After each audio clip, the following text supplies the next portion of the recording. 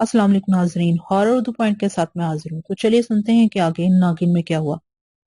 और शायरक से मुंह लगाए अपनी खूनी प्यास बुझाती रही। नौजवान का हादसा खून अपने शरीर में मुंतकिल कर लेने के बाद वो उठी। उसका शकुंतला उड़िया हालत में थी, मुंह खून से लथड़ा हुआ और आंखों में जुनूनियत थी। उड़ते ही वो एड़ी के बल घूमकर नागन बन गई और दीवार पर चढ़ते हुए रोशनदान के रास्ते बाहर निकलने लगी।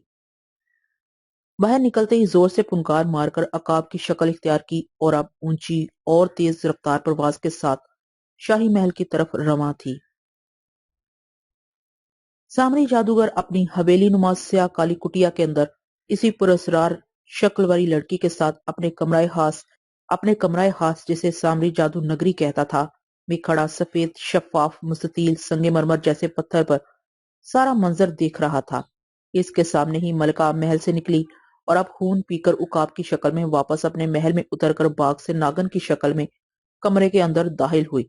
महाराजा के पांव पर जहां इसने डसा था, मुंह लगाकर सारा जहर चूसा और फिर शकुंतला बनकर महाराजा के पहलू में लेट गई। सामरी ये सब कुछ देखकर मुस्कुरा रहा था। अब इसने संगमरमर के पत्थर पर हाथ फेरा तो सारा मंजर गायब हो गया। सुमित्रा, उसने आवाज लगाई। हुक्म सामरी। सुमित्रा हवा के दोष पर तैरती हुई इसके करीब आई। तू कुछ मशवरा दे सुमित्रा। क्या नागन शकुंतला के बारे में महाराजा को सब बातें बताकर इसको आग में जला दिया जाए या इसके साथ मिलकर रियासत ताबाना हासिल कर ले? महाराजा रामनाथ के साथ हमारी कोई हमदर्दी या दुश्मनी नहीं सामरी। सुमित्रा बदस्तूर हवा में तैरते तैरते बोली, लेकिन नागन नाग देवता की पुजारन है जो जुल्म का देवता है और तू काली का सेवक है। दोनों ही कन्याओं का बलिदान मांगते हैं। हमें कोई ऐसा काम नहीं करना चाहिए जो काली ताकतों को आपस में टकरा दे। फिर तेरा इतना बड़ा जादूगर होना किस काम का कि तू रामनाथ का मातहत है। मैं कहती हूँ कि शकुंतला के साथ ब्याह कर ले और ठाठ से हुकूमत कर, ताकि तेरी हुकूमत में सुमित्रा भी इंसानी खून हासिल कर सके। वरना वरना तो मेरे पैर पिछली जानब देखकर लोग पहचान लेते हैं। शकुंतला मजे में है, खूबसूरत लड़की बनकर जवानी के मजे भी लेती है और खून से प्यास भी बुझा लेती है। ठीक है सुमित्रा, मैं जल्द ही शकुंतला से राब्ता करता हूँ। आज सुबह से शकुंतला नहायत ही शौक और तरोताजा लग रही थी। महाराजा के साथ नाश्ता करने के बाद इसने अपना बनाव सिंगार अपनी खसूसी कनीजों से मुकम्मल करवाया। आज इसने महाराजा को कह दिया था कि वो भी दरबार में जाएगी। इसके अलावा वापसी पर पूरे महल का दौरा करेगी, लेकिन ये बात सिवाय महाराजा के किसी और को मालूम न थी। मलका शकुंतला इस वक्त नहायत ही खूबसूरत लिबास में मलबूस थी। कई कनीजें लिबास जमीन पर गिरने से बचाने के लिए पीछे लिबास थामे चल रही थी। आज खास तौर पर ख्वाबगाह से लेकर दरबार तक कालीन बिछाया गया था। पहले दिन जब पहले दिन जब शादी की रसूम अदा की गई थी, इस वक्त शकुंतला ज्यादा वक्त घूंघट में रही थी, लिहाजा दरबारियों को इसका हुस्न देखने का मौका न मिल सका था। लेकिन आज वो अपने हुस्न का मुकम्मल दीदार कराने के मूड में थी। वो महाराजा रामनाथ के पहलू में चलते हुए दरबार में दाखिल हुई। इस वक्त तक तमाम मुसाहिबीन पहुंच चुके थे। मलका मारिया भी अपने तख्त पर बैठी थी। तमाम लोग एहतरामन खड़े हो गए। फिर महाराजा और मलका अपनी जगह पर बैठे तो तमाम मुसाहिबीन भी बैठ गए। आज मलका शकुंतला बगैर किसी घूंघट के पूरे तमतमराक से अपनी जगह विराजमान थी और सरकारी कार्रवाई मुकम्मल और दिलजमी के साथ देख रही थी। लेकिन इसकी नजरें पूरे दरबार पर थी और आखिरकार सिपहसालार बिलग्राम पर आकर ठहर गईं, जो नहायत ऊंचे कद काठ और कसरती जिस्म का मालिक था।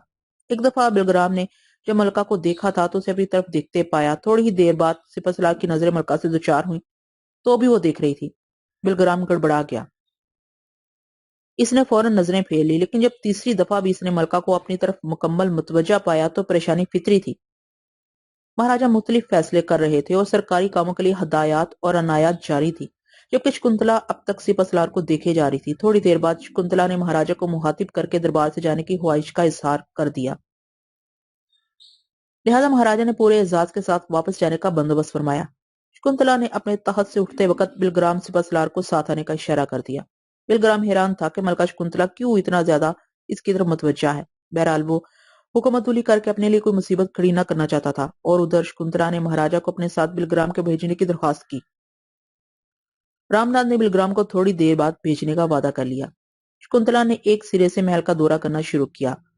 प्रिया, कमला, पूनम और दूसरी कनीजों की एक फौज इसके हमरा थी। शाही महल की इंतजामिया भी। सबसे पहले शाही महल से बाहर आते ही इसने मुहाफिज दस्ते के सरबराह से पूछा कि महल की हिफाजत के लिए क्या इंतजाम होते हैं। उसने बताया कि महल जो कई सौ एकड़ पर मुश्तमिल है, इसके गिर्द موٹی سیسا پلائی دیوار ہے۔ یہ دیوار 15 گز اونچی اور 7 گز چوڑی ہے۔ اس کے اوپر ہر وقت مسلح افواج کے دستے تعینات رہتے ہیں اور ہر 50 گز کے فاصلے پر گرم تیل یا پانی کے ابلتے کڑاہ ہر وقت تیار ہوتے ہیں، تاکہ اگر بیرونی فوج حملہ ور ہو شہر پر قبضہ بھی کر لے تو محل آسانی سے فتح نہ کر سکے۔ یہ محل نہ صرف پر آسائش ہے بلکہ حفاظتی نقطہ نظر سے کسی قلعے سے کم نہیں۔ شکنتلا نے تھوڑی دیر محل کی دیوار پر چڑھ کر سرسری نظر سے سارا نظام دیکھا اور نیچے اتر گئی۔ اب وہ محل کے اندر کی انتظامیہ کے دفتر کی طرف جا رہی تھی۔ یہاں کا سربراہ ایک ادھیڑ عمر شخص کھڑا ہو گیا۔ اس کو یہ توقع نہ تھی کہ ملکہ اچانک دورے پر آ جائے گی۔ آئیے یہ تشریف لائیے ملکہ عالیہ، وہ کلانے لگا۔ کیا نام ہے تمہارا؟ ملکہ پورے اعتماد کے ساتھ اس سے مخاطب ہوئی۔ جی آنند۔ آپ تشریف رکھیے نا۔ کب سے یہاں ہو؟ جی تقریباً 5 سال سے۔ محل میں اس وقت کل کتنے ملازم ہیں؟ جی تقریباً 100 تنخواہ دار ملازم ہیں اور 200 کے قریب غلام اور کنیزیں ہیں۔ حفاظتی عملہ اور افسرانے بالا اس کے علاوہ ہوتے ہیں۔ پریا؟ جی ملکہ حضور۔ پریا ہاتھ باندھ کر کھڑی ہو گئی۔ آنند سے تمام حساب کتاب لے کر ساتھ لے چلو، ہم خود اس کی جانچ پڑتال کریں گے۔ ہمیں شک ہے کہ حساب میں گڑبڑ ہے۔ نہیں ملکہ حضور، آپ کو غلط فہمی ہوئی ہے۔ بکواس مت کرو۔ سپاہیوں اسے گرفتار کر لو اور میرے اگلے حکم تک اسے جیل میں رکھو۔ شکنتلا نے شانے بے نیازی سے کہا۔ اس کے بعد ملکہ وہاں سے اپنی فوج ظفر موج کے ساتھ نکلی اور محل کے لیے خوراک لباس فراہم کرنے والے شعبے میں پہنچ گئی۔ یہاں ایک عورت محکمے کی افسر تھی اور شکل سے ہی خرانٹ نظر آتی تھی۔ ملکہ کو دیکھتے ہی کانپنے لگی اور کھڑی ہو گئی۔ کیا نام ہے تمہارا؟ کلپنا۔ ملکہ عالیہ۔ کب سے یہاں کی منتظم ہو؟ 2 سال سے حضور۔ جب سے یہاں آئی ہو اپنے تمام بہی کھاتے اور تمہارے آنے سے پہلے کا حساب وہ سب لے کر ہمارے ساتھ چلو۔ پریا سے بہی کھاتے لے کر اسے بھی گرفتار کر لو۔ اب ملکہ کا رخ محل کے اندر ایک طرف بنی ہوئی جیل کے اندر تھا۔ جیل سرخ اینٹوں سے بنی تھی اور تقریباً 6 کمروں پر مشتمل تھی۔ پہلے برآمدہ تھا، پھر صحن اور آخر میں دیوار کے ساتھ ساتھ کمرے تھے۔ جیل سے باہر اونچی دیوار تھی جس کے اوپر نکیلے پتھر لگائے گئے تھے۔ ایک کمرے میں عملہ تھا اور دوسرے میں جیل کا داروغہ، تیسرے کمرے میں سامان تھا، ایک کمرے میں قیدی مرد اور دوسرے میں قیدی عورتیں، اور آخری کمرے میں خطرناک نوعیت کے قیدی ہوتے تھے۔ جیل کا داروغہ ملکہ کو سامنے پا کر حیران و پریشان تھا۔ ملکہ نے اسے بھی صرف چند منٹوں میں جیل ریکارڈ پیش کرنے کا حکم دیا اور ماتحتوں کو آرڈر کیا کہ داروغہ کو گرفتار کر لیا جائے۔ پریا، ملکہ نے اس کے کان میں کہا، یہاں 4 قیدی ہوں گے جنہیں مہاراجہ نے ہمسایہ ریاست سے واپس آتے وقت راستے میں گرفتار کیا تھا۔ ان 4 کو ہماری خوابگاہ میں پہنچاؤ اور ان 3 کو لے کر اپنے کمرے میں۔ ہم بھی وہیں آئیں گے۔ یہ کہہ کر ملکہ بھی جیل سے باہر ہی آئی تھی کہ سپہ سالار بلگرام اسے تلاش کرتا ہوا ادھر آ نکلا۔ نمستے۔ اس نے ہاتھ باندھ کر ملکہ کا استقبال کیا۔ ملکہ نے سر ہلا کر جواب دیا، بلگرام تم ہمارے کمرے میں آ کر ہم سے ملاقات کرو۔ جو حکم ملکہ لیا۔ کس وقت حاضر ہو جاؤں؟ دوپہر کا کھانا آج تم ہمارے ساتھ کھاؤ۔ یہ کہہ کر ملکہ چل پڑی اور کنیزیں دیگر لوگ بھی تھوڑی دیر بعد ملکہ پریا کے کمرے میں آ گئی۔ جیل کا داروغہ، انتظامیہ کا سربراہ اور محکمہ خوراک و لباس کی افسر وہاں سپاہیوں کی حراست میں تھے۔ پریا، کیا تمہارے کمرے کے پیچھے بھی کوئی کمرہ ہے؟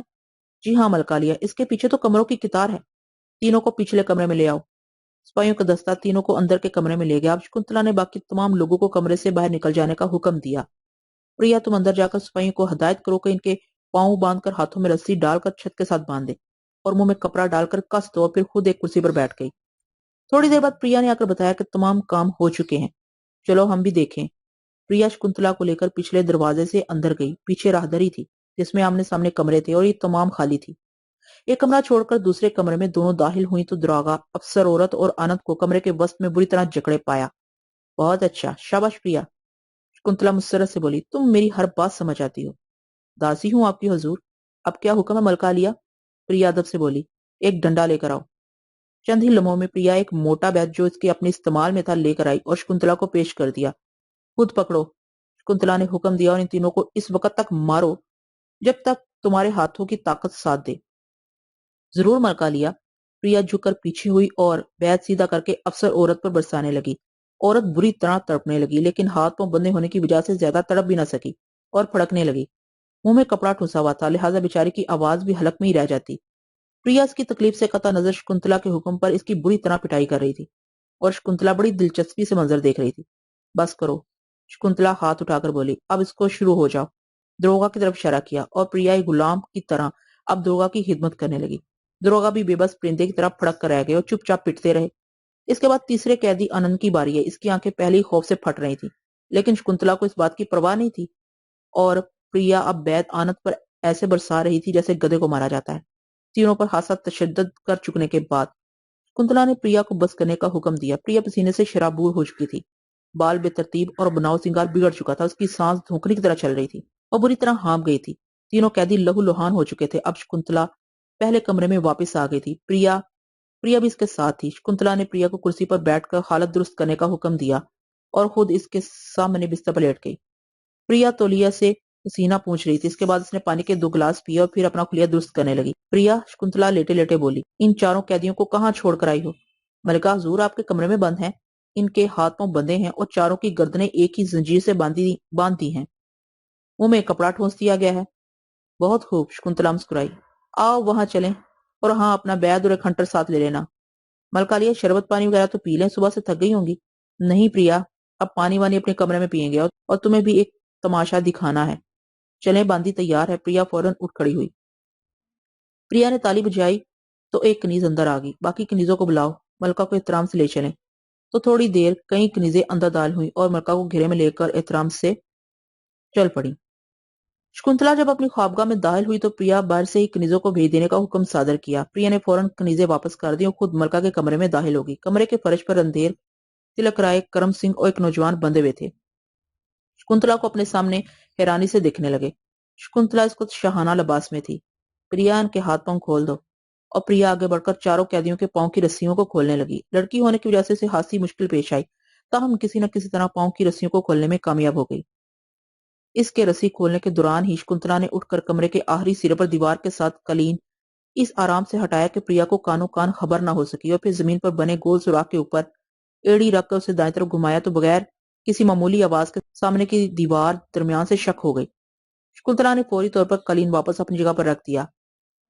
प्रिया जब इनकी रस्सी खोलकर उठी तो अपने सामने दीवार में शगाफ पाकर हक्का बक्का रह गई। ये क्या है मलका लिया? प्रिया, शकुंतला ने संजीदा लहजे में कहा, बहस ना किया करो। माफी चाहती हूँ सरकार। प्रिया फौरन समझ गई कि मलका उसे नहीं बताना चाहती। इन चारों को दीवार के इस तरफ ले जाओ। इन चारों को दीवार के उस तरफ ले जाओ। प्रिया ने फौरन हंटर निकालकर लहराया और इन चारों को उठने का इशारा किया।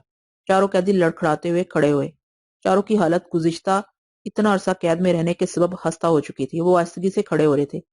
प्रिया ने हंटर घुमाकर रणधीर की पुष्प पर रसीद किया तो तड़प गया और तेज तेज हरकत करने लगा। बाकी कैदी भी एकदम चुस्त हो गए, उठकर दीवार की तरफ जाने लगे। इनके राहदरी में दाखिल होने से पहले ही शकुंतला ने दूसरी तरफ जाकर कैद खाने वाला दरवाजा खोल दिया। अब चारों कैदी आगे आगे एक दूसरे के साथ चल रहे थे। प्रिया इनके पीछे, हंटर हाथ में पकड़े, और सबसे पीछे मलका शकुंतला बैग थामे आ रही थी। कैदखाने के दरवाजे के पास से ही सीढ़ियां नीचे जा रही थी। तकरीबन 30 सीढ़ियां उतरने के बाद एक हादसा आ गया जिसमें लोहे के सरियों से छोटे छोटे कैबिन बने थे जो खाली थे। हर कैबिन तकरीबन 20 फीट ऊंचा और 10 फीट लंबा और चौड़ा था। इनके बाहर लोहे के दरवाजे थे। दरवाजों के कुंडों पर एक एक ताला था जिनकी चाबियां इनके अंदर ही थी। हर कैबिन के अंदर पानी की छोटी सी होस थी जिसमें गदला पानी जमा था। शकुंतला ने बैत के इशारे से प्रिया को एक कैबिन का दरवाजा खोलने का हुक्म दिया। प्रिया ने फौरन आगे बढ़कर दरवाजा खोलकर हंटर जोर से घुमाकर तिलक राय के शानों पर रसीद किया। वह तकलीफ से तड़प रहा था और तेजी से कैबिन में दाखिल हुआ। बाकी सब भी इसके पीछे पीछे कैबिन में जल्दी जल्दी घुस गए। प्रिया ने फौरन ताला लगा दिया और चाबी निकालकर शकुंतला को पेश कर दी। प्रिया, फौरन जाकर बासी रोटियां लाकर इनके आगे ढेर कर दो ताकि ये शरीर और आत्मा का रिश्ता बरकरार रख सकें। अभी आई मलका लिया। प्रिया चली गई। इसके जाने के बाद शकुंतला जंगले के साथ आकर बोली, मुझे पहचाना रणधीर? रणधीर, तिलक राय, करम सिंह वगैरह इसको शकुंतला को हैरत और खौफ भरी नजरों से देख रहे थे। मुंह में कपड़ा होने की वजह से सब बोलने से कासर थे। मैं शकुंतला नागन हूँ। मेरे नाक को तुम लोगों ने मेरे सामने जलाकर मार दिया था। इसको मैं बेबस थी, लेकिन आज वक्त शकुंतला की गिरफ्त में है। तुम चारों को मैं अपने हाथों से कत्ल करूंगी, लेकिन इससे पहले तुम्हारा वो हशर करना है कि तुम मौत मांगने लगोगे। इतने में प्रिया एक थैले में बासी रोटियां लेकर आई। प्रिया, शकुंतला ने हशम की निगाहों से देखकर पूछा, तुम्हारे साथ कोई और भी ख्वाबगाह में आया है? नहीं मलका लिया। प्रिया एतमाद से बोली, मैंने खुद दरवाजे पर खड़े होकर निर्मला को रोटियां लाने भेजा था। ठीक है, शकुंतला मुतमईन अंदाज में बोली, और प्रिया को रोटी के टुकड़े जंगले के अंदर फेंकने का हुक्म दिया। प्रिया ने बासी टुकड़े जंगले के अंदर फेंक दिए। प्रिया, शकुंतला बोली, इनके मुंह से कपड़ा निकाल दो ताकि ये कुछ खा सकें और गंदा पानी पी सकें। शकुंतला ने नखुआ से हुक्म दिया और फिर दोनों सीढ़ियां चढ़कर ऊपर आ गई। प्रिया को कमरे में भेजकर शकुंतला ने कैद खाने का रास्ता बंद किया और अपनी ख्वाबगाह में आ गई। ख्वाबगाह में आने के बाद शकुंतला ने प्रिया को कमरे के गुसलखाने में जाने का हुक्म सादिर किया। وہ غسل خانے میں گئی تو اس نے دیوار برابر کر دی اور پھر پریا کو واپس بلا لیا۔ پریا یہ دیکھ کر حیران تھی کہ اب دیوار ایسے معلوم ہو رہی تھی کہ بالکل محسوس ہی نہ ہوتا تھا کہ اس کے پیچھے بھی کوئی چیز موجود ہے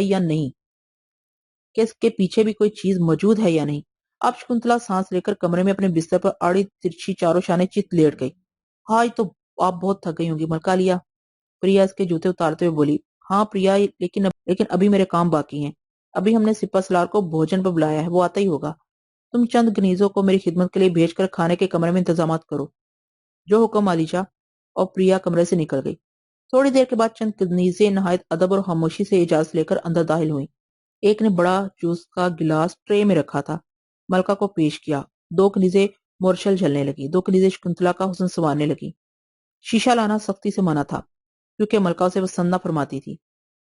یہ بات سب کنیزوں کو اچھی طرح معلوم تھی۔ تھوڑی دیر میں ملکہ سکون میں آ گئی، اس نے آنکھیں بند کر لی۔ دو کنیزیں بدستور مورچل جھلتی رہیں تو اس کا جسم دبانے لگی اور باقی ادب سے سر جھکا کر کھڑی ہو گئی۔ ابھی تھوڑی ہی دیر گزری تھی کہ پریا اندر داخل ہوئی اور آہستہ سے شکنتلا کے انگوٹھے پر گلاب کا پھول مار کر اسے متوجہ کیا اور بولی، ملکہ سپہ سالار بلگرام کھانے والے کمرے میں تشریف لا چکے ہیں اور آپ کا انتظار کر رہے ہیں۔ شکنتلا اٹھ کر بیٹھ گئی۔ ایک کنیز نے اس کے پاؤں باری باری اپنی گود میں رکھ کر جوتے پہنائے اور پھر ملکہ نے کھڑے ہو کر ایک نظر اپنا جائزہ لیا اور زلفوں کو ایک جھٹکا دے کر چل پڑی۔ کنیزوں کا قافلہ ہمراہ تھا۔ کھانے کے کمرے میں سپہ سالار بلگرام اپنی مکمل خاکی وردی میں ملبوس، کمر میں تلوار لٹکائے اور شانوں پر اپنے عہدے کے پھول سجائے چک و چوبند بیٹھا تھا۔ ملکہ کی آمد پا کر احتراماً کھڑا ہو گیا اور زوردار سیلوٹ کیا اور اس کے بعد قدرے جھک کر نمستے کہا تو شکنتلا نے اپنا نرم و ملائم ہاتھ ملانے کے لیے آگے بڑھا دیا اور یہ بات بلگرام کے لیے غیر متوقع تھی، لیکن ملکہ کے ہاتھ کو نظر انداز کرنا توہین کے زمرے میں آتا تھا، لہٰذا اس نے بھی اپنا دایاں ہاتھ ملکہ کے ہاتھ میں دے دیا۔ ہاتھ ملاتے ہوئے ملکہ نے اسے آنکھیں چار کی۔ نرم و نازک ہاتھ پکڑنے سے بلگرام کے جسم میں سنسنی دوڑ گئی۔ اتنا خوبصورت اور نرم ہاتھ اس نے کبھی نہ دیکھا تھا۔ اب وہ دونوں آمنے سامنے بیٹھ چکے تھے۔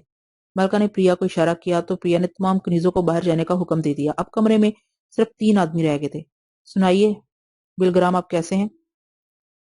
جی ملکہ لیا، میں بالکل ٹھیک ہوں۔ کب سے اس عہدے پر ہے؟ جی 1 سال سے۔ اتنے میں پریا نے دونوں کو کھانے کی طرف اشارہ کیا اور دونوں کھانا نکال کر کھانے لگے۔ بلگرام، آپ شادی شدہ ہیں؟ شکنتلا نے اچانک سوال داغا۔ جی نہیں، میری ابھی شادی نہیں ہوئی۔ والدین اور بہن بھائی؟ جی کوئی بہن بھائی نہیں۔ والدہ پچھلے سال ہیضے سے پرلوک سدھار گئیں اور پتا جی تو بچپن ہی میں فوت ہو گئے تھے۔ اس کا مطلب یہ ہوا کہ پہاڑ سا جیون اور خوبصورت جوانی اکیلے ہی گزار رہے ہیں۔ شکنتلا نے بلگرام کی آنکھوں میں آنکھیں ڈال کر معنی خیز انداز میں مسکرا کر کہا تو بلگرام بھی صرف مسکرا کر رہ گیا۔ ملکہ لیا، کیا آپ نے مجھے کسی خاص مقصد کے لیے دعوت دی تھی؟ نہیں بلگرام، ملکہ میٹھے پر ہاتھ صاف کرتے ہوئے بولی، مجھے فوجی وردی میں نوجوان بہت اچھے لگتے ہیں۔ سچ مانیے تو آپ جیسا سپاہی میں نے پہلی مرتبہ دیکھا۔ میرا من چاہا کہ آپ کی دعوت کروں، آپ سے باتیں کروں اور فوجی زندگی کو قریب سے مشاہدہ کروں۔ مہاراجہ کے توسط سے اس لیے نہ بلایا کہ انہیں ریاستی کاموں سے ہی فرصت نہیں ہوتی۔ اگر انہیں آپ کی دعوت کرنے کا کہتی تو کئی دنوں تک معاملہ چلا جاتا۔ ملکہ حضور، میں آپ کی ذرا نوازی اور عزت افزائی کا بہت مشکور ہوں۔ کبھی ہو سکے تو غریب آنے پر تشریف لائیے نا۔ یہ کہتے ہوئے بلگرام جانے کے لیے اٹھ کھڑا ہوا تو ملکہ اسے رخصت کرنے کے لیے دروازے تک آئی۔ ایک بار پھر گرم جوشی سے ہاتھ ملا کر اور گہری مسکراہٹ کے ساتھ اس کو رخصت کیا۔ اب شکنتلا اور پریا دونوں ہی ملکہ کی خوابگاہ میں آ گئی۔ ملکہ اپنے بستر پر دراز ہو گئی اور پریا نے احترام سے اس کے جوتے اتارے اور تالی بجا کر چند کنیزیں بلائیں۔ 4 کنیزوں کو پلنگ کے چاروں طرف پنکھا چلنے کا حکم دیا اور ایک قیمتی اور خوبصورت جام میں شراب ڈالنے لگی۔ پریا، تم بھی پیو اور ادھر کرسی نزدیک کر کے بیٹھ جاؤ۔ نہیں ملکہ لیا، میں کھڑی ٹھیک ہوں، بیٹھو نا۔ شکنتلا نے اسے میٹھی نظروں سے دیکھتے ہوئے ہاتھ سے کھینچ کر بٹھا دیا۔ اس نے کرسی ملکہ کی پائنٹی کے پاس رکھ دی اور اس عنایت پر نہال ہو گئی۔ تم نے پوچھا نہیں تمہارے پاس جو 3 قیدی ہیں ان کا کیا کرنا ہے؟ پریا تو آپ کی داسی ہے حضور، سوال کرنے کی جرات نہیں، جیسا آپ کہیں گی بلا چوچرا ویسے ہی کروں گی۔ شاباش پریا شاباش، تم ترقی پاؤ گی۔ اور سنو، رات کو ان تینوں کو تھوڑا بہت کھانے پینے کو دے دینا تاکہ مر نہ جائیں، پھر اسی طرح باندھ کر مزید ان کی خدمت کرنا۔ میرا مطلب سمجھ گئی ہو نا؟ بالکل سرکار سمجھ گئی، پریا نے ملکہ کے پیروں کو ہاتھ لگاتے ہوئے کہا۔ صبح کو پھر ہنٹر سے ان کی خبر لو، ان کو ڈرا دھمکا کر اپنا کرنے کی کوشش کرو، یہ ہر بات ہمیں بتائیں اور محل کے سارے رازوں میں ہمیں شامل کریں۔ اگر بات نہ بنے تو پھر ان کی جگہ اپنی مرضی کے آدمی لگا سکتی ہو اور ان کے ساتھ جو چاہے سلوک کر سکتی ہو، لیکن انہیں کوئی زخم وغیرہ کوشش کرو کہ نہ آئے۔ فکر نہ کریں، प्रिया اعتماد کے ساتھ بولی۔ اب تم جاؤ پریا اور آرام کرو، ہمیں نیند آ رہی ہے۔ اور پھر شکنتلا نے پریا کا جواب سنے بغیر منہ پھیر کر آنکھیں بند کر لی۔ پریا نے کنیزوں کو پنکھا چلتے رہنے کا حکم دیا اور کمرے سے نکل گئی۔ سامری، تم نے کیا کیا؟ تو نے کہا تھا کہ شہزاد کی بدرو سے مشورہ کرنے کے بعد بتاؤں گا، اب مجھے بتاؤ، یا تمہارا کالا علم کچھ بتانے سے قاصر ہے؟ ماریا، جو آج اپنی شاہی حویلی سے دربار میں شرکت کرنے آئی تھی، دربار برخاست ہونے کے بعد سامری کے پاس پہنچ کر بولی۔ سامری کا جادو کبھی جھوٹ نہیں بولتا، ہمیشہ سر چڑھ کر بولتا ہے۔ ماریا جی، آپ میری کٹیا آئیں گی تو میں آپ کو ساری صورتحال بتاؤں گا۔ سامری یہ کہہ کر آگے بڑھ گیا۔ رانی ماریا کنیزوں اور محافظوں کے ہجوم میں اپنی حویلی روانہ ہو گئی۔ بگی مختلف راستوں سے ہو کر حویلی کی طرف رواں تھی۔ بگی کے آگے پیچھے مسلح گھڑ سوار، بگی میں رانی ماریا کے ساتھ اس کی چند چہیتی کنیزیں تھی۔ ماریا اس کو سامری کے بارے میں ہی سوچ رہی تھی۔ اس کو سامری کا رویہ بدلا بدلا سے لگ رہا تھا۔ ضرور دال میں کچھ کالا ہے، ورنہ سامری تو ایسا کٹھور نہ تھا۔ اب کہاں جاؤں؟ سامری نے اپنی کٹیا میں بلایا ہے، ٹھیک ہے، وہاں بھی جاؤں گی۔ کوشلیہ اور سادھنا کو بھی شکنتلا نے وہاں قید کر لیا ہے۔ مہاراجا میری بات سنتے نہیں۔ شاہی محل و دربار پر شکنتلا کا طوطی بولنا شروع ہو گیا ہے، ہر راستہ بند ہے۔ ماریا رانی بگی کے پردے سرکا کر باہر دیکھتے ہوئے یہی باتیں سوچ رہی تھی کہ اسے کالی کا مندر نظر آیا۔ تو اچانک اسے شاہی پنڈت گرو نارائن کا خیال آیا۔ یہ کالی کے مندر کا بڑا پجاری تھا۔ سنا ہے کچھ آتمائیں بھی اس کی دسترس میں ہیں، کچھ شکتیوں کا مالک بھی ہے، اور جنتر منتر پر بھی عبور رکھتا ہے۔ بگی روکو، کوچوان، بگی روکو۔ ماریا نے اونچی آواز میں حکم دیا۔ کوچوان نے فوراً راسیں کھینچ لی۔ کوچوان، بگی کا رخ کالی کے مندر کی جانب کر دو۔ بگی رکنے کے ساتھ ہی تمام مسلح ہرکارے بھی رک گئے اور اب اس مختصر شاہی قافلے کا رخ کالی کے مندر کی طرف ہو گیا۔ عام راستے سے ہٹ کر یہ مندر ایک کشادہ جگہ پر تھا، جس کے چاروں جانب سیڑھیاں تھیں اور مندر دور سے ایک چبوترے کی شکل میں نظر آتا تھا۔ مندر کے بڑے دروازے پر بگی روک لی گئی۔ رانی ماریا نے سوچا کہ آج چونکہ گرو نارائن دربار نہیں آئے، لہٰذا ضرور مندر میں ہی ہوں گے۔ رانی کی سواری دیکھ کر پجاری اور سادھو کے علاوہ زائرین میں بھگدڑ مچ گئی۔ راستہ صاف ہو گیا۔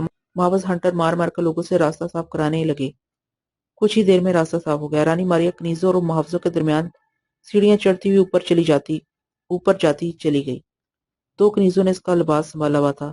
سیڑھیاں ختم ہونے کے بعد جب اوپر آئی تو مندر کے تمام پجاری، سادھو اور داسیاں رانی ماریا کی جھلک دیکھنے کے لیے اکٹھے ہو چکے تھے، اور کئی غربا نے ہاتھ بھی پھیلا دیے۔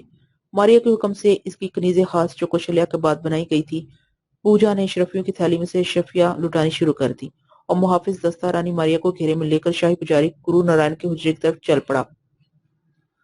گرو نارائن کا حجرہ مندر کے برآمدے کے آخر میں جا کر ایک تہھانے میں تھا، جہاں خوبصورت سیڑھیاں بنائی گئی تھیں۔ گرو نارائن کو ماریا کی آمد کی اطلاع فوری طور پر پہنچا دی گئی اور وہ رانی ماریا کے سواگت کے لیے اوپر ہی آ رہا تھا۔ جب لوگوں کو ماریا نے جو ہمراہ تھے باہر ہی رکنے کا حکم دیا، خود اکیلی اندر چلی گئی۔ سب لوگ باہر رک گئے۔ ماریا نے اندر جا کر دروازہ بند کر لیا۔ گرو نارائن قدرے پھیلے ہوئے جسم کا مالک تھا، کانوں میں چھلے اور گلے میں مالا، سرخ رنگ کا چولا پہنے ہوئے تھا، چہرے پر کرہتگی چھائی ہوئی تھی۔ یہ نہ صرف شاہی پجاری تھا بلکہ کالی کے مندر کا مہان پجاری ہونے کے ساتھ ساتھ ریاست تبانہ کے تمام گرو، پنڈت، سادھو، پجاریوں کے لیے قابل احترام تھا۔ رانی ماریا کو دیکھتے ہی خوفناک انداز میں مسکرایا۔ آئیں رانی جی، میری مہان شکتی کہتی تھی کہ سب طرف سے مایوس ہو کر رانی ماریا کالی دیوی کے استھان اوشیہ آئے گی۔ پجاری جی میری سہایتا کریں، میں تو لٹ کے ہی برباد ہو گئی۔ رانی بے کھٹکے پجاری کے چرنوں میں گر پڑی۔ گرو نارائن مسکراتے ہوئے مالا جپتا رہا، پھر رانی سے مخاطب ہوا۔ رانی جی، سامری سے بھی تو آپ نے مدد طلب کی تھی، اس کا کیا بنا؟ پنڈت جی مجھے مایوس نہ کریں، سامری کی بات چھوڑیں، مجھے تو وہ بھی شکنتلا سے ملا ہوا نظر آتا ہے، آپ ہی میری سہایتا کر سکتے ہیں۔ آپ مہان ہیں، آپ کی شکتی اپرمپار ہے، آپ کو کالی کا واسطہ۔ رانی، گرو نارائن ایک دم جلال میں آ کر کھڑا ہو گیا۔ کالی کا واسطہ دے کر کالی طاقتوں کو آپس میں دست و گریباں کرنا چاہتی ہے تو سن، وہ لڑکی شکنتلا انسان نہیں، ناگن ہے، وہ سامری کے بس کی نہیں۔ سامری تو اس کے ماضی میں جھانکنے کے لیے بھی اپنے گرو کی بدرو سے مدد لینے پر مجبور ہو گیا تھا۔ اس کو قابو کرنا صرف گرو نارائن کے بس میں ہے۔ ہم نے کٹھن تپسیا کے بعد وہ شکتیاں قبضے میں کی ہیں جو سامری کی اگلی 10 نسلیں بھی نہیں کر سکتی۔ اور رانی ماریا تو ایسے خاموش تھی، سکتے کے عالم میں گرو نارائن کو دیکھ رہی تھی، جیسے اسے پنڈت جی کی کسی بات کا اعتبار نہ آ رہا۔ وہ ناگن ہے پنڈت جی، آپ سچ کہہ رہے ہیں؟ تو کیا خیال ہے تیرا، ہم جھوٹ بکتے ہیں؟ سنو ماریا، وہ ناگن ہے، تیرے لیے بہتر یہی ہے کہ اس کے مقابلے پر نہ۔ وہ بہت شاطر ہے، انسانی خون اس کی خوراک اور ظلم و تشدد اس کا حصہ ہے۔ گرو جی آپ تو مہان ہیں، آپ اگر کوشش کریں تو آپ کے تابع ہو سکتی ہے۔ ہاں ہو سکتی ہے، پرنتو اس کے کارن ہمیں तीर्थ स्नान करना पड़ेगा। काली देवी के मंदिर कलकत्ता जाकर 90 दिन के लिए मुसलसल वनवास लेना पड़ेगा। तब जाकर हमें वो शक्ति दान हो सकती है। हम इस नागिन के जहर से और नाग देवता के कहर की दस्तरस से बच सके, और फिर ये नागिन हमारी जरखरीद लौंडी बन जाएगी और मेरे हर हुक्म पर हर काम करेगी। लेकिन इससे पहले हमें एक मनुष्य बालक काली के आगे बलिदान करना पड़ेगा और इस बच्चे को प्यास की शिद्दत से मारना होगा, और जब इसकी आत्मा निकलने वाली हो, इसके गले पर छुरी फेर कर इसका खून काली माता के शुभ चरणों पर डालना होगा। तब कहीं जाकर हमें तीर्थ स्नान करने की इजाजत होगी। बोल रानी, इन कामों के बदले में तुम हमारी क्या सहायता करेगी? मैं अपने जीवन के कष्ट दूर करने के लिए हर काम करने को तैयार हूँ पंडित महाराज। बस तुम मेरी सौतन का क्रियाक्रम करवा दो, हम तुम्हारा एहसान कभी न भूलेंगे। ये कहते हुए मारिया गुरु नारायण के सीने से लग गई। तो फिर जा रानी मारिया, इंतजार कर इस समय का जब हम तुम्हें यहाँ बुलाएं। आपकी बड़ी कृपा है पंडित जी। मारिया दोनों हाथ माथे तक ले जाकर प्रणाम करते हुए बोली। शकुंतला आंखें बंद किए आराम से मिसारी पर लेटी थी। कनीजें मोर्छल जल रही थी। दो कनीजें पास खड़ी इसकी टांगे दबा रही थी कि अचानक शकुंतला ने महसूस किया टांगे दबाने वाली के हाथ रुक गए हैं और मर्चल की आवाज आना भी बंद हो गई है। इसने एकदम गुस्से में आकर देखना चाहा कि कनीजों ने हाथ क्यों रोके हैं, तो क्या दिखती है कि सब कनीजें अपनी अपनी जगह साकत होकर पत्तों की शक्ल इख्तियार कर गई हैं और सामरी इसके पास खड़ा मुस्कुरा रहा है। काले स्याह चेहरे में सफेद दांत ही दांत नुमाया नजर आ रहे थे। इसका मतलब ये है सामरी ने ही इन कनीजों को पत्थर कर दिया ताकि इसकी आमद की इतला किसी को ना हो सके, शकुंतला ने सोचा। किस विचार में गुम हो नागन, सामरी का जादू सर चढ़कर बोलता है। सामरी ने हाथ में पकड़ी इंसानी पंडली की हड्डी लहराते हुए पूरे गुरूर के साथ कहा। इसके कांधे पर एक आंख वाला उल्लू बैठा था। खुश हो जा, सामरी ने तेरी सहायता का फैसला कर लिया है। अगर तेरा साथ मुझे मिल जाए तो सारी दुनिया मेरे कदमों में ढेर हो जाए और शकुंतला नाकाबिले तस्खीर बन जाएगी। सामरी जी, शकुंतला पलंग से उतरकर सामरी के शानों पर हाथ रखकर बोली। हाँ शकुंतला, देवी देवताओं की यही इच्छा है कि काली का सेवक और नाग देवता की चहेती एक हो जाएं और छा जाएं इस बेवकूफ दुनिया पर। अब मैं जा रहा हूँ, तुझे जब मेरी जरूरत हो तो दिल में बस 3 दफा सामरी कह देना। मैं अलादीन के जिन की तरह तेरी मदद को आ जाऊंगा। ये कहकर सामरी एकदम गायब हो गया। उसके जाते ही कनीजें मोर्छल झलने लगी और पांव दाबने वाली भी हरकत करने लगी और हैरान नजरों से शकुंतला को देखने लगी कि वो अभी तो पलंग पर थी, अब पलंग से नीचे उतरकर कैसे खड़ी हो गई। शकुंतला, तुम्हारे रूप में देवताओं ने मुझे अप्सरा दान कर दी है, रामनाथ शकुंतला को बीचते हुए बोले। और आपका साथ मिला तो मैंने जाना कि मुझे दुनिया में स्वर्ग मिल गया। शकुंतला निगाहें झुकाकर शर्मीले लहजे में बोली। तो रामनाथ इसकी दा किताब लाते हुए झूम उठे। आज बिलकुराम को तुमने दोपहर के भोजन पर बुलाया था? रामनाथ ने अचानक कुछ याद आने के अंदाज में कहा। जी हाँ, महल का दौरा करते हुए मुझे मिला था। तो इतने में भोजन का वक्त हो गया और वापस जाने लगा। मैंने उसे रोक लिया। अच्छा नहीं लगता था कि सिपहसालार को बगैर खाने के वापस जाने दिया जाता। चलो ठीक है, महाराजा शकुंतला को पास लटाते हुए बोले। कल महल का दौरा करते वक्त मुझे खबर मिली है कि तुमने कुछ लोगों को गिरफ्तार किया था। जहां पर आप तो सारा दिन दरबार में मसरूफ रहते हैं, तो ये सरकारी एहलकार अपने फराइज से गफलत बरतते हैं और मकारियां दिखाकर हिसाब किताब में उलट फेर शुरू कर देते हैं। मैंने इनके तमाम खाते और हिसाबात की जांच पड़ताल की गरज से कब्जे में लिया और इनको फैसला तक गिरफ्तार कर लिया है। अगर हिसाबात ठीक हुए तो छोड़ दिया जाएगा, और अगर आप कहते हैं तो सुबह ही छोड़ देते हैं। शकुंतला ने आखिरी जुमला कदरे हफ्की से बोला। तो महाराज बोले, नहीं शकुंतला, मेरा ये मतलब हरगिज नहीं, बल्कि मैं तो खुश हुआ कि तुमने सरकारी कामों में मेरा हाथ बटाना शुरू कर दिया है। मैं तो इन 4 कैदियों को भी ले आई हूँ जिन्हें आपने मेरे साथ गिरफ्तार किया था। शकुंतला महाराज की आंखों में आंखें डालकर बोली। चलो अच्छा किया, अब तुम जानो और तुम्हारा काम, महाराज ने कहा। शकुंतला खुद स्पुर्दगी के आलम इनके आगे पीछे होने लगी और महाराज इसके नशीबो फराज में उलझते चले गए। थोड़ी देर में महाराज रामनाथ नींद की मीठी आगोश में समा गए। शकुंतला जो झूठ मूठ सोने की अदाकारी कर थी, आस्तिकी से उठी और महाराज को बगौर देखने लगी। महाराज मुकम्मल तौर पर गहरी नींद सो चुके थे। शकुंतला ने फौरन नागन का रूप इख्तियार किया और रामनाथ को हल्का से डसकर बेहोश कर दिया और कैदखाने का दरवाजा खोलकर कालीन के नीचे से एक हंटर निकालकर हाथ में पकड़ा और कैदखाने की तरफ चली गई और दीवार बराबर कर दी। सीढ़ियां उतरकर इसने नागन का रूप इख्तियार किया और पिंजरानुमा कैबिन के अंदर दाखिल हो गई, जहां रंधीर वगैरह आड़े तिरछे सो रहे थे। कैद की सख्तियों से इनकी हालत बहुत खराब थी।